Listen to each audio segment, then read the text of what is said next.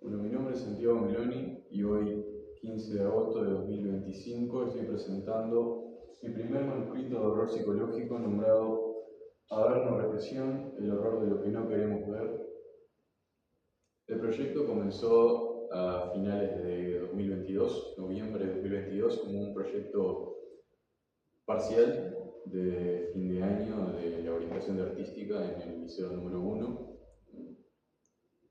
Fue un proyecto de fin de año de secundario y con los años, luego de tenerlo bastante tiempo abandonado, comenzó a tomar forma cuando decidí darle la oportunidad, cuando decidí tomarme el trabajo de hacer que sea un proyecto consolidado, algo sólido más que un parcial o algo para aprobar la materia, sino que volverlo un libro, volverlo una realidad. Y Averno Represión fue un trabajo que perdí durante 2023 y 2024 por distintos motivos. Tuve que comenzar a escribirlo desde cero unas 2 o 3 veces.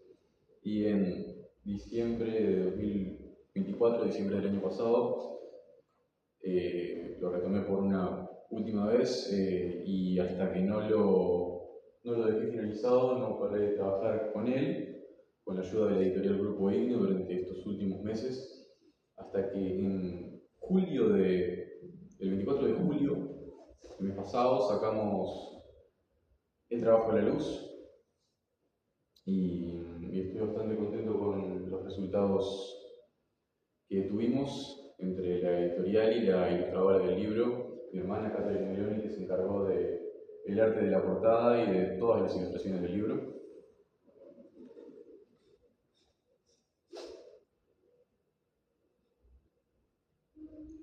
Bien, en cuanto a las influencias que tuve para trabajar con Averno Represión, desde muy chico me han gustado en general las obras de horror, los trabajos de terror, literatura, música, cultura popular, también se puede decir videojuegos, películas, series, y todo eso ayudó a que Averno Represión viviera de distintas fuentes, de distintos autores, como podemos decir H.P. Lovecraft, podemos decir mitología lovecraftiana, podemos decir que también tomó de mitología griega, podemos decir que tomó de trabajos como la banda sonora de videojuegos de terror como pueden ser Silent Hill. Y es un libro que, si bien se asegura de no estar plagiando o tomando una idea directamente y disfrazándola como idea original, es un trabajo que se nota de dónde bebe, pero no necesita copiar. Es un libro que considero que tiene bastante identidad, porque es un libro que toma un poco de todo.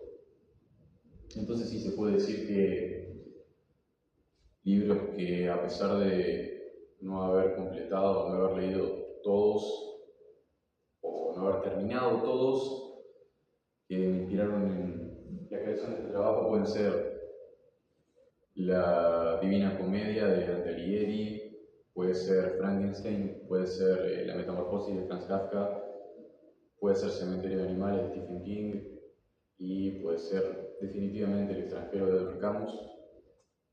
Averno Represión es un libro existencialista, es un libro que plantea una lucha interna constante, es un libro que nos hace cuestionar las razones de nuestra propia existencia. Entonces, es un libro que, aunque no va tanto de la mano, se podría decir, trabajos como El extranjero, con lo que se puede catalogar como horror psicológico, sigue siendo un tipo de terror inexplorado.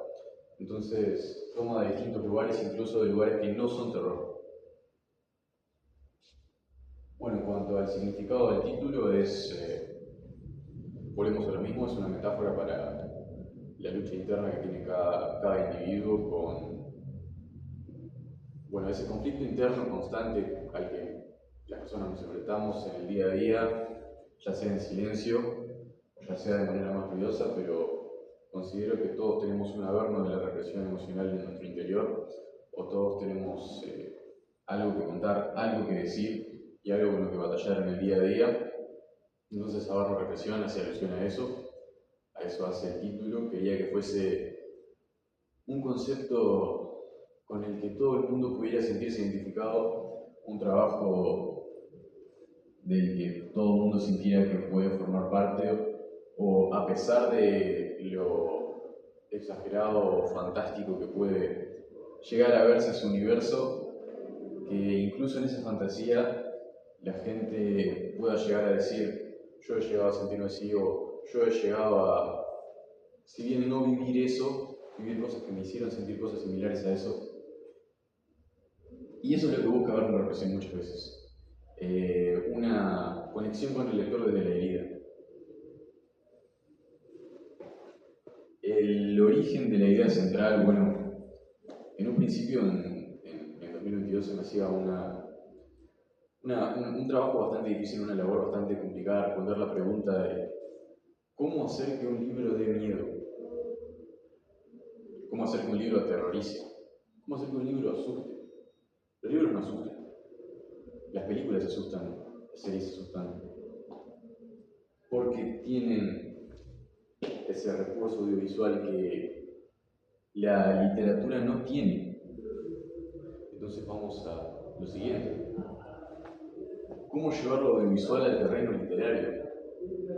¿Cómo llevar eso que uno obtiene cuando va al cine, eso que uno obtiene cuando ve una película, esa tensión que a uno lo hace agarrarse de la silla, esos nervios, esa incomodidad?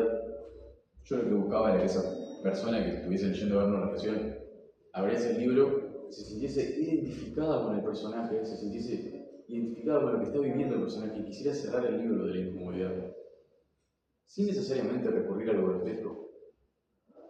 O sea, no estoy diciendo que esté mal como recurso lo grotesco, el horror, a diferencia del terror, lo visceral. Que Verno Represión tiene mucho de eso, pero no quería usarlo de manera mediocre, sino que apunté a algo distinto, apunté a una narrativa más densa, un estilo más bien barroco, pero que buscaba que el lector se sumergiera, buscaba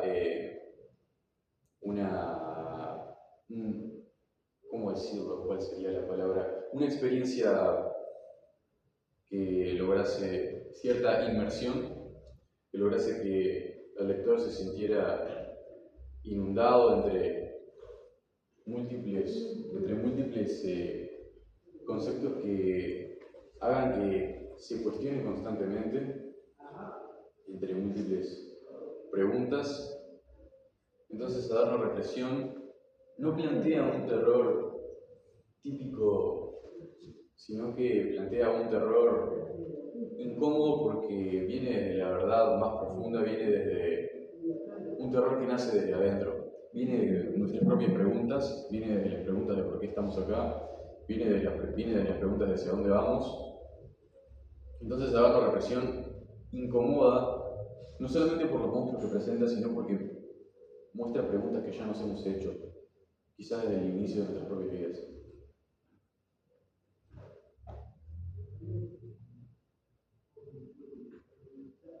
Mitologías reales inspirando una mitología personal.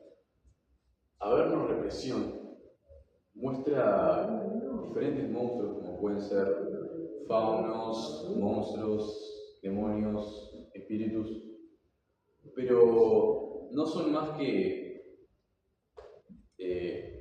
entidades ya conocidas por medio de diferentes mitologías a través de la historia de la humanidad, llevadas a un terreno sumamente personal, muchas veces autobiográfico, llevadas a construir una representación lo más fiel posible de mi mundo interior, con un libro que muchas veces tiene fragmentos de mi propia vida dramatizados y llevados a un universo ficticio, con una clarísima autorización, con un personaje que se puede decir que soy yo, pero no soy yo. Es una respuesta que ya di en una entrevista, pero me parece que es bastante es la mejor respuesta que se puede dar, porque Adorno Represión utiliza el símbolo como una forma de construir cada parte del personaje, cada parte de la personalidad del personaje. Incluso el propio entorno habla, el propio entorno construye la forma en la que los villanos actúan, o incluso el propio entorno describe a los villanos que se encuentran en él. Entonces es un libro que habla en cada frase, en cada lugar con el que el personaje en cada lugar en el que el personaje se adentra y en cada personaje que aparece. No es un libro que pierda el tiempo con frases vacías, es un libro que va directo al grano constantemente y por eso es un libro que se puede considerar por momentos algo denso para leer, pero que garantiza una experiencia irrepetible en ese sentido.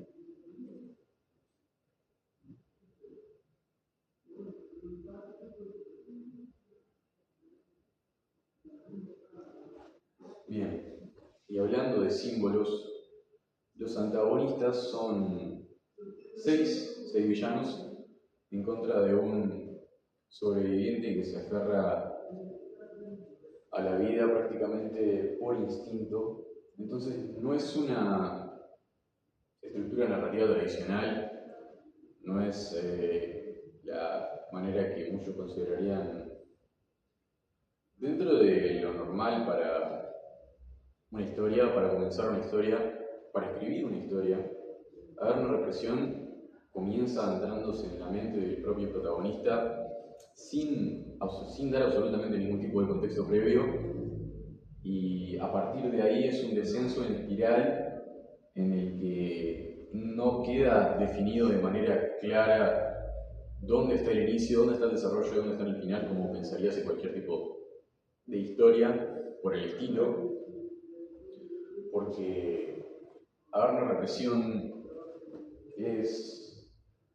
se podría decir que es un poema que define lo que el propio autor sentía en ese momento, lo que yo sentía en ese momento, y define la filosofía del autor también de la misma manera. Que, digamos de paso, que es una forma de pensar bastante cercana a la corriente filosófica absurdista de Camus. Son ideas con las que me siento bastante cercano en este momento de mi vida, y por eso Adorno Represión es lo que es también. Entonces, es un libro que habla de las emociones y habla desde una perspectiva que intenta razonar las emociones, definirlas, darles un nombre, una cara y convertirlas en villanos. Por eso los antagonistas, en gran parte, muchos de ellos, son representaciones de emociones. El viaje dantesco no es algo nuevo, no es algo que no se haya visto antes, es algo que existe hace siglos, desde Alighieri, pero en lo que innova, considero yo, Adorno Represión es en la manera en la que lo cuenta. Entonces, Adorno Represión toma también de obras como, podemos decir, Silent Hill en cuanto a terror psicológico, la representación de emociones en antagonistas, la encarnación de los miedos.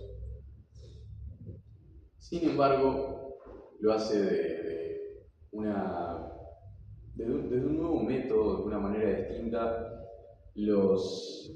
Se puede decir que las emociones tienen tanto poder en el hombre, por lo general en las personas, que el protagonista por momentos en su viaje siente que se está enfrentando a deidades, a entidades divinas. Entonces, a eso hace alusión muchas veces el libro, a cómo los villanos son en realidad fuerzas más que personas, personificaciones más que alguien, son un algo que es una idea que fue complicada de ejecutar, no es sencillo, pero cuando les comenzamos a dar cara y nombre, todo comenzó a enderezarse hacia una historia que fuese coherente.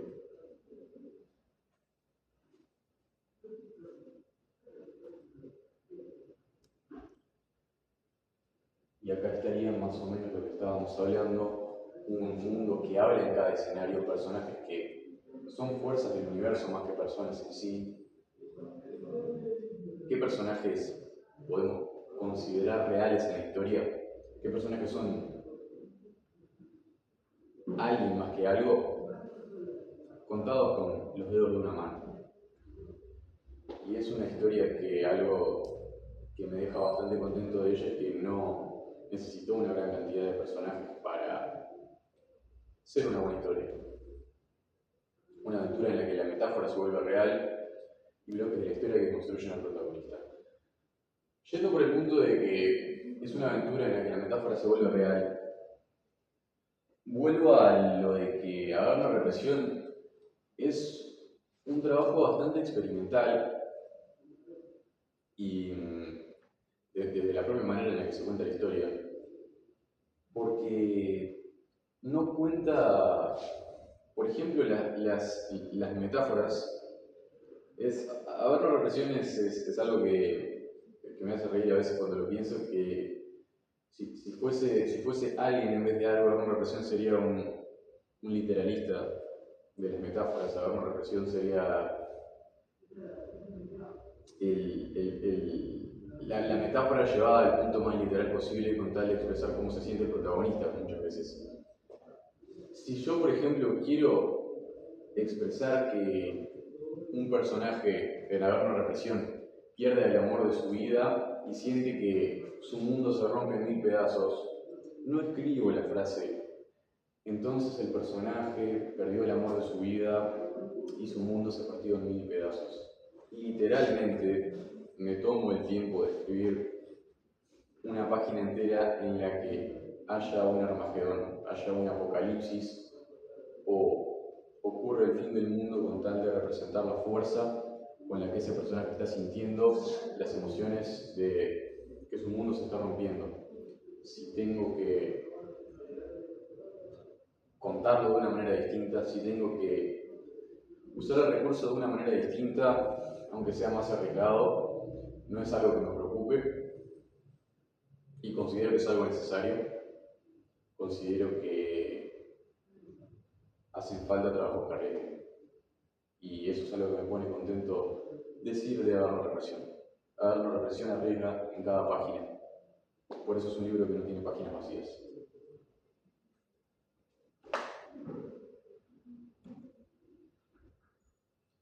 Seis entidades divinas enfrentan a un hombre abatido, la injusticia del mundo real plasmada en un mundo fantástico del espacio que lo atrapa. Haber una represión es un universo que, bueno, como bien dice la propia frase, muchas veces presenta la injusticia del mundo y el cómo enfrentarse a ella, cómo enfrentarse a la desesperanza, que es un concepto tan universal y que todos tenemos arraigados en el inconsciente más allá de nuestra creencia. Todos en algún momento nos hemos llegado a sentir en un punto de que la desesperanza surge. Y Haber la represión no es un libro que, esta respuesta también la vi en una entrevista, pero viene perfecto para la ocasión. Haber una represión no es un libro que responda a una de las dudas más grandes de la historia de la humanidad, como si hay una inteligencia superior ahí que nos está observando o no, sino que es un libro en el que el protagonista decide avanzar independientemente de las posibilidades que haya en el mañana, independientemente de si hay algo esperando al final de nuestra vida, independientemente de si hay una recompensa por las buenas acciones o no. Haber una represión es un libro que empuja a mantener una ética más allá de que no haya una justicia divina o una recompensa esperándonos por hacerlo.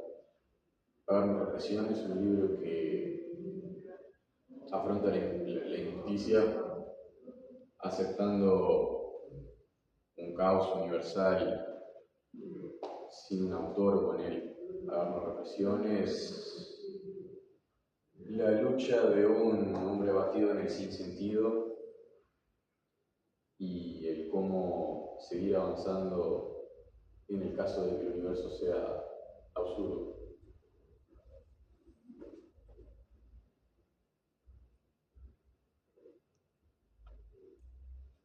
Las serpientes y la pantera en el bosque del vacío.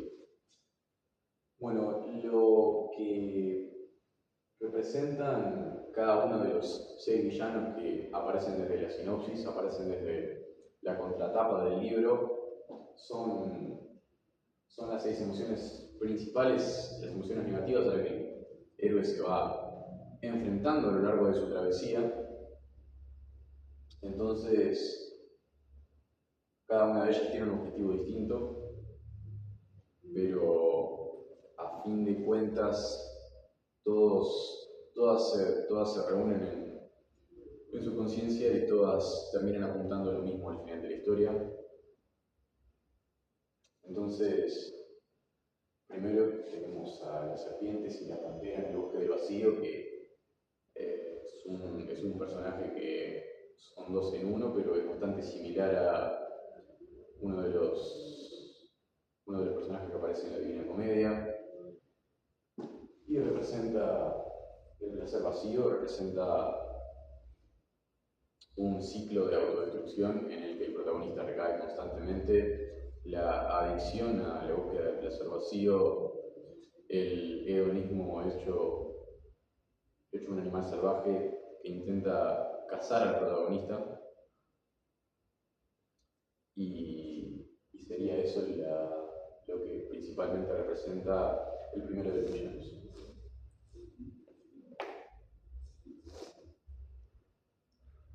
El fauno del abismo y su morada espectral sería el segundo de los villanos de la represión y el que aparece en la portada del libro, el que considero yo el villano que más me gusta y el principal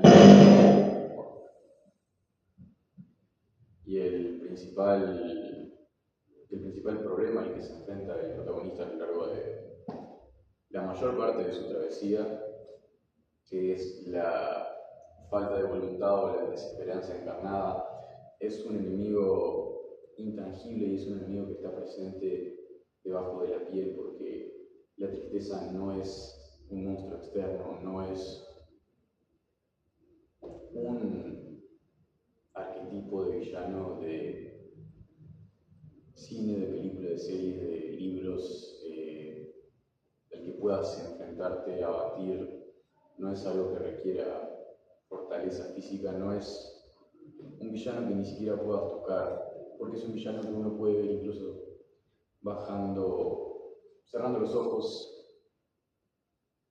Entonces, el fauno del abismo representa esa desesperanza hecha, un ser que acecha constantemente, porque eso es la desesperanza, eso son las dudas existenciales, eso es algo que todos tenemos y algo que a todos nos ha perseguido, nos persigue en algún punto de la vida. Y el fauno del abismo es la representación más fiel que puede hacer ese sentimiento.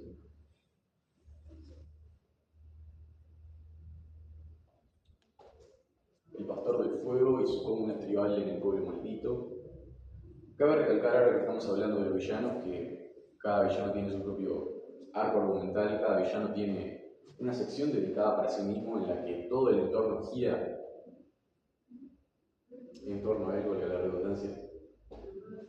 Y bueno, el pueblo maldito es un lugar que acaba completamente incendiado, en el que ocurren constantes eventos paranormales. Es un lugar dominado por el pastor del fuego, que sería, ya lo pueden deducir, una representación a la emoción de la ira, a la ira heredada también, y a cómo la ira heredada afecta el día de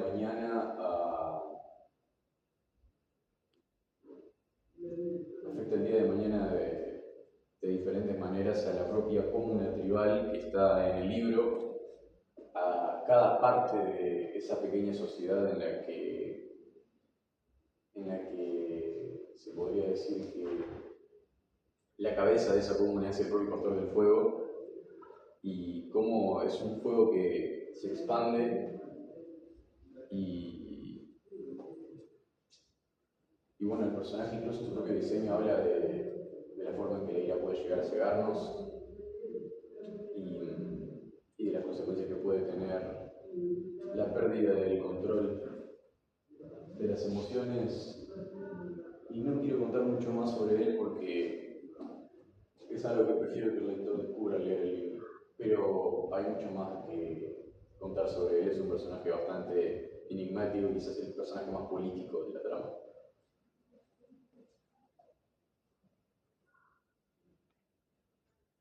Los serafines de Minos en el núcleo de la ciudad de los niños perdidos es el villano que es más evidente que está inspirado en personajes bíblicos. Es un personaje con un diseño que deja bastante claro de dónde nos inspiramos para crearlo. Y su diseño viene también pensado por la parte de la Divina Comedia y del personaje de Minos, que es un personaje que juzga, es un personaje que desde el infierno se encarga de juzgar las almas. Entonces, los serafines de Minos son una representación del miedo que tenemos al juicio del prójimo, son una representación del miedo que tenemos a ser juzgados y la forma en la que hace que veamos a las personas el considerar que pueden hacernos sentir juzgados o que podemos estar en tela de juicio. Y los serafines de Minos son un personaje que representa el miedo.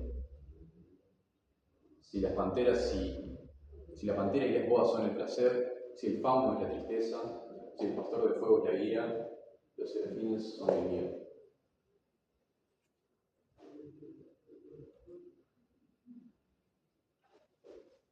El hechicero putrefacto de las proyecciones ilusorias y su torre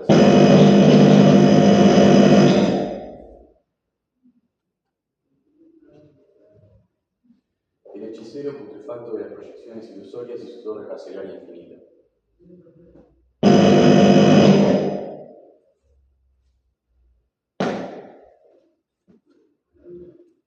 Este es un personaje que es una viva imagen del reflejo del propio protagonista, pero habiendo caído en su punto más bajo, se puede decir que es la peor parte del protagonista, o es el rechazo hacia uno mismo y hacia los demás, y la fuerza que tiene en nuestra vida, la forma en la que nos tratamos a nosotros mismos. Y es un personaje del que no se habla mucho hasta prácticamente el final de la historia, pero es un personaje que también tiene mucho que contar. Es un personaje que, a medida que el lector se entra en las páginas, va a querer saber cada vez más sobre él, va a querer saber cada vez más sobre sus enigmas, sobre por qué se cuenta tan poco sobre él hasta apenas llegando al final de la historia. Es un personaje muy intrigante, es un personaje bastante repugnante en su diseño, es un personaje muy grotesco, y es la mejor forma en la que pude representar el repudio hacia uno mismo y hacia la propia humanidad hecho personaje. Entonces, este personaje podríamos decir que representa la emoción o representa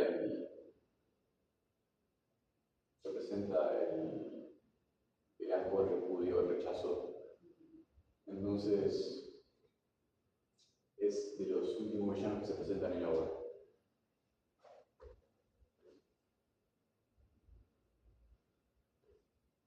Y por último, al final de todos los villanos tenemos a Eris, que es una reinterpretación de un personaje ya existente, arcángel dorado de la envidia y su invernadero de almas celestiales. Eris es un personaje que representa, bueno, claramente la envidia. Es un personaje que habla de el lujo desde su diseño. Es un personaje completamente bañado en oro, es un personaje que habla de lo reluciente que se ve lo que tiene el otro y cómo perdemos la capacidad de apreciar lo que tenemos nosotros, o cómo no somos capaces de valorar lo que tenemos en cuanto perdemos la vista en lo demás. También es un personaje que habla mucho sobre volvemos a lo mismo, sobre la parte de las injusticias en el mundo, y es un personaje que expresa más que ningún otro la ira que siente el protagonista por medio del villano. En el momento en el que interactúan, lo hace chocarse con esa pared más que ningún otro sobre bueno, esa injusticia en el mundo, o ese sentido en el que la bondad y la maldad no son requerimientos como tal para una vida feliz o infeliz. Entonces, o bueno, eso es lo que yo considero humildemente. Entonces, el personaje sería eso, sería le muestra al protagonista el cómo las entidades malvadas a las que se enfrenta gozan de cierta felicidad o sadismo en sus acciones y no hay consecuencias divinas por ello, no hay un castigo divino por ello. Eso es algo que al protagonista le corrompe, por así decirlo. Entonces, este personaje es la última puerta antes de la respuesta de cómo avanzar en un mundo absurdo para el protagonista, cómo avanzar en un mundo que muchas veces no tiene sentido, o que a los ojos de él muchas veces no tiene sentido, cómo avanzar en un mundo en el que convengamos que el humano tiene esa necesidad constante de darnos sentido a todo, y cómo avanzar sin eso. Entonces se podría decir que este personaje es de las últimas pruebas que se encuentra el protagonista en su camino, y eso.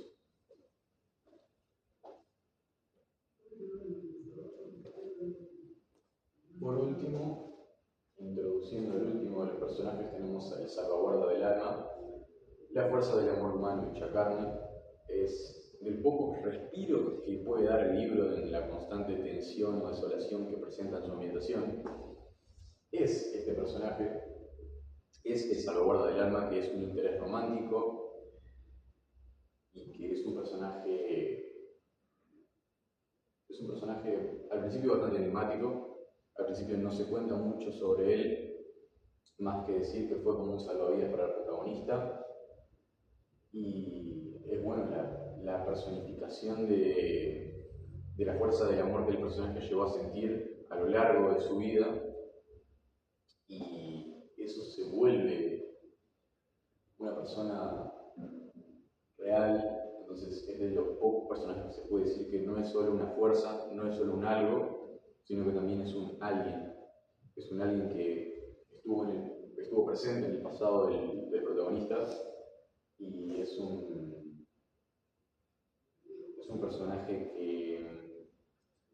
que es muy importante para la historia del libro, muy importante para la trama, y es muy importante para todo lo que sucede alrededor del personaje y para la manera en la que piensa.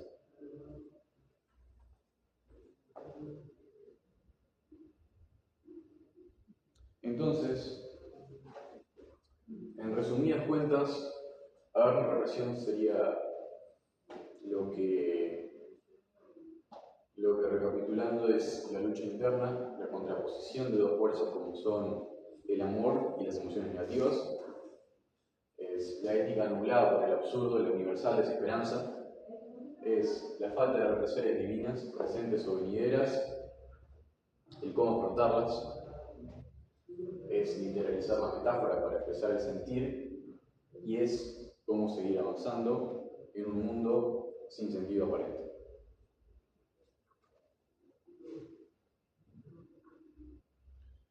Bien, ahora voy a reproducir un pequeño tráiler animado para, bueno, que también resume un poco la idea principal de la trama y eso.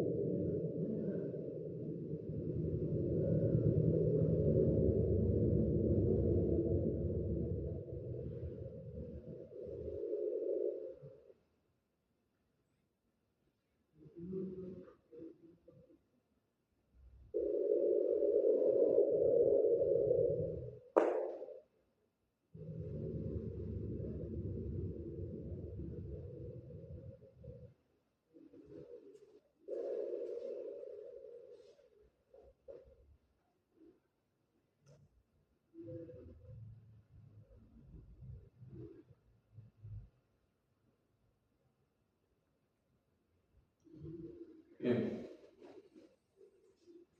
Bueno, el trailer quedó un poco entrecortado, pero en resumidas cuentas es eso, se entiende la idea, se entiende a dónde apunta la trama y se entiende en qué fue lo que trabajamos, más que nada. Entonces, en cuanto a dónde se puede conseguir el libro, bueno, el libro está disponible para pedir su copia física o digital en la página oficial de la editorial con la que estuvimos trabajando, Grupo Ignio. Entonces, en el catálogo de libros de la editorial Grupo Ignio pueden encontrar a ver la represión en www.grupoignio.com. También en la biblioteca municipal vamos a donar una copia para que las personas que no tengan la posibilidad de comprar el libro puedan dar una oportunidad acá en la ciudad de Paysandú, para los lectores que sean de acá. Va a quedar donada una copia de la biblioteca municipal de la ciudad de Paysandú. Va a quedar una copia también en la biblioteca del Liceo número 1 para los estudiantes de ahí que quieran dar una oportunidad al libro. Y bueno, en las librerías de Paysandú vamos a asegurarnos de que lleguen copias también, copias que ya tenemos a nuestra disposición para colocar a la venta. Entonces, en las librerías de acá, de alrededor, van a quedar copias para que compre la gente. Y estamos en charla con una distribuidora de Montevideo para asegurarnos de que el libro llegue dentro de unas semanas a todas las librerías de ciudades importantes del interior de Uruguay y de la ciudad de Montevideo. Entonces estamos en proceso, estamos en charla para eso, para asegurarnos de que desde cualquier rincón del país puedas tener acceso a tu copia comprándolo en una librería física. Y en caso de estar fuera del país, puedes pedir una copia física o comprar una copia digital en la página oficial. Entonces, a una represión ya puede pedirse desde cualquier rincón del mundo.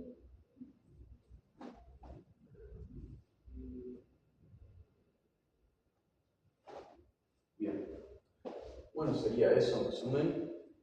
Dejo compartidas las redes sociales en las que vamos a estar publicando las actualizaciones sobre la distribución del libro en las librerías físicas del país.